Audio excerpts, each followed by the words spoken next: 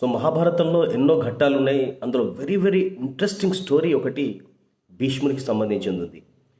నేను అనుకుంటా బహుశా చాలా తక్కువ మందికి ఈ స్టోరీ తెలిసేమో అనుకుంటా.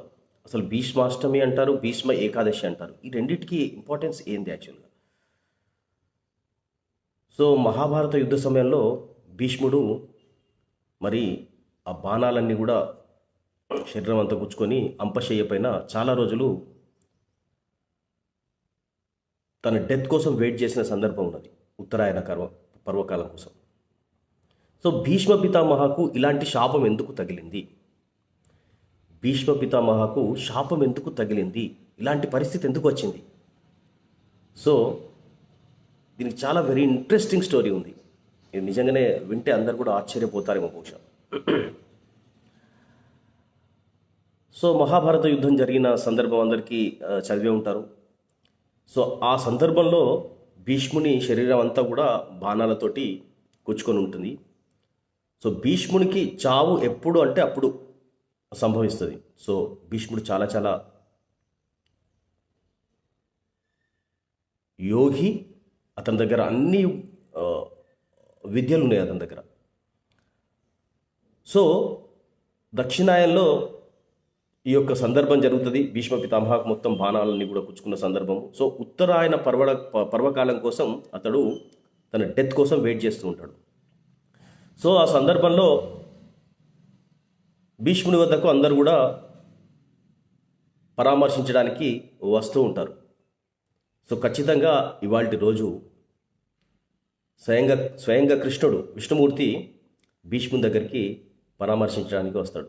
యుద్ధ సమయంలో జరిగిన ఘట్టాలు అవన్నీ కూడా చర్చించడానికి. సో అవన్నీ చర్చిస్తూ ఉంటారు. ఇక్కడ అర్జునుడు, కృష్ణుడు, సో పాండవులు వీళ్ళందరూ కూడా అక్కడికి విచ్చేసి భీష్ముని పరామర్శిస్తూ ఉంటే భీష్ముడు కృష్ణుడిని అడుగుతాడు,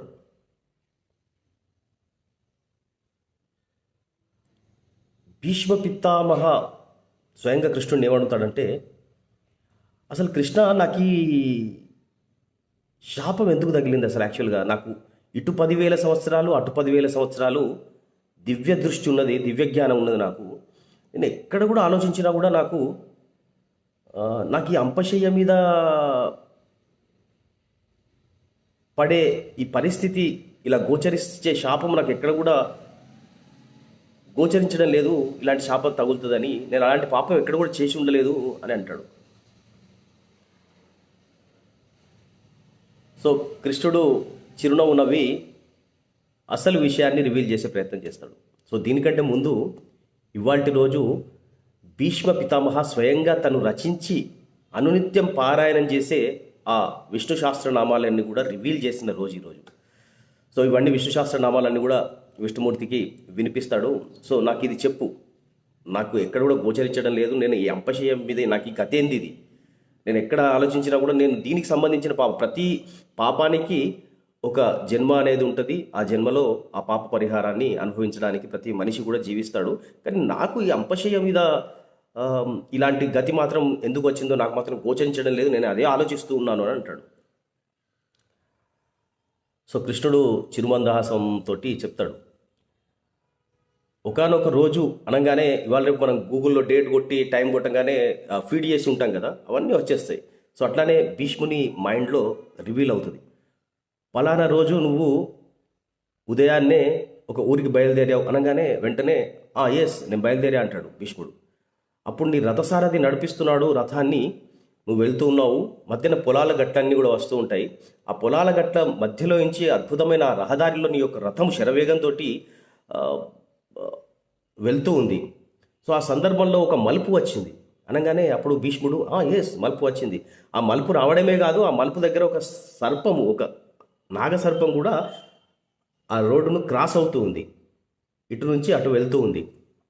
సో ఆ సందర్భంలో ఈ వేగంతో వెళ్ళే ఈ రథాన్ని నా రథసారథి ఆపే పరిస్థితి ఏమాత్రం కూడా లేదు. మనం చూడండి, ఒక్కొక్కసారి రహదారిలో వెళ్తూ ఉంటే ఎన్నో జంతువులు చనిపోతూ ఉంటాయి. సో ఎంత పవర్ఫుల్గా మనం బ్రేక్ వేసినప్పటికీ కూడా ఒక్కొక్కసారి దాని నుంచి పాస్ అయిపోతుంది. So it happens. సో భీష్ముడికి తెలుసు రథసారథి దగ్గర ఆ శక్తి లేదు, తను ఎంత ఆపాలనుకున్నా ఆపలేడు, ఆ పాము మించి ఎట్టి పరిస్థితులు కూడా నా రథము వెళ్ళిపోతుంది అన్న సందర్భంలో భీష్ముని దగ్గర ఉన్న ఆ విలువిద్య, సో విలువిద్య ఇంత గొప్పదన్న దానికి ఇది ఒక తార్కాణం. భీష్ముని దగ్గర ఉన్న ఆ విలువిద్యతోటి ఆ అమ్ముల పొద నుంచి ఆ బాణాన్ని తీసి సంధించి ఆ మలుపులో క్రాస్ అవుతున్న ఆ సర్పాన్ని తన బాణంతో సర్పం కింద నుంచి సంధించి దాన్ని అలాగా ఆ చెట్ల పొదల్లో వేస్తాడు. సో వేసిన సందర్భంలో భీష్ముడు అనుకుంటాడు కదా, అంటే పాము నేను రక్షించా అనుకుంటాడు. సో అక్కడి వరకు విష్ణుమూర్తికి ఉన్నట్టుగా చెప్తాడు Vishnumurthy. Yes, you are correct, absolutely. నువ్వు ఆ పామును రక్షించా అని మాత్రం అనుకుంటున్నావు, కానీ ఆ పాము రక్షింపబడ్డదా లేదా అన్న సంగతి నీకు తెలియదు. అది పరమాత్మునిగా నాకు తెలుసు. సీసీ కెమెరా మీద ఉంటే కదా సీసీ కెమెరాకు తెలుసు. ఈ రోజుల్లో మనం పెడుతున్నాం కదా. అంటే మరి ఏమైంది అని అడుగుతాడు అప్పుడు భీష్ముడు. ఆ సర్పము నేరుగా వెళ్ళి అక్కడ ఉన్న ఒక ముళ్ళ కంప మీద పడిపోయింది అని చెప్తాడు. సో ఆ ముళ్ళ కంప మీద పడి అది విలవిలలాడుతూ చివరికి ఒక శాపం నిన్ను శపించింది. ఏంటంటే ఏదో ఒక రోజు నువ్వు కూడా ఇలాంటి గతి పట్టి ఇలాగే మరణిస్తావు. సో అందుకే దక్షిణాయన కాలంలో నీకు ఈ పానాలన్నీ నీ శరీరంలో దిగాయి. ఆ తర్వాత ఉత్తరాయణ పర్వకాలం కోసం నువ్వంతా కూడా నీ యొక్క చావు కోసం వెయిట్ చేస్తున్నావు. సో అదే సందర్భము ఇది. అందుకే ఒక్కొక్కసారి మనము తాను ఒకటి తలిస్తే దైవం ఒకటి తలుస్తుంది అని చెప్తారు. అందుకే మ్యాన్ ప్రపోజెస్, గాడ్ డిస్పోజెస్. ఒక్కోసారి మనం మంచి చేసినప్పటికీ కూడా చెడు సంభవిస్తూ ఉంటుంది. సో తెలిసి చేసిన పాపాలు, తెలియక చేసిన పాపాలు అని ఉంటాయి. తెలిసి చేసిన పాపాలంటే డెలిబరేట్గా కావాల్సుకొని నేను తప్పు చేస్తున్నాను అని తెలిసి కూడా తప్పు చేస్తాడు. సో దానికి ప్రాయచిత్తం ఈ జన్మలో కాదు, ఏ జన్మలో కూడా లేదు. వాడు మళ్ళా జన్మలు ఎత్తుపోవాలి. సో తెలియక చేయని పాపాలు, యదన్నాత్ కుర్తే పాపం తదన్నాత్ ప్రతిముచ్యతే, యద్రాత్ర్యాత్ కుర్తే పాపం తద్రాత్ర్యాత్ ప్రతిముచ్యతే. ఏ రోజుకు ఆ రోజు మనం తెలియకుండా చేసే పాపాలు మాత్రమే నివృత్తి అయితే. తెలియకుండా చేసే పాపాలంటే భీష్ముడు చేసిన పాపం లాగా కాకుండా మనం నిత్యం ఎటో బయలుదేరుతూ ఉంటాం. ఆ సమయంలో ఎన్నో చీమలను మనం తొక్కుతూ ఉంటాం, మరణిస్తాయి. ఎన్నో కంటికి కనిపించిన అతి సూక్ష్మమైన క్రిమి కీటకాలు కూడా అప్పుడప్పుడు మన శరీరానికి తాకుతుంటే ఇలా మనం వాటిని నలిపివేస్తుంటాం. ఆ రకంగా కూడా మరణిస్తుంటాయి. సో ఈ తెలియకుండా మన ద్వారా జరిగిన పాపాలు మాత్రమే అటు నివృత్తి అవుతాయి, మనం ప్రాయచిత్తం చేసుకొని మనం నిత్య సంకల్పంలో జపిస్తే. కానీ తెలివిసి మాత్రం పాపం చేస్తే ఈ రకంగా, అంటే భీష్మ పితామహ లాంటి ఒక గొప్ప మహాపురుషునికే అలాంటి శాపం తప్పలేదంటే మానవ మాతృలకు మనకు ఎంత చెప్పండి.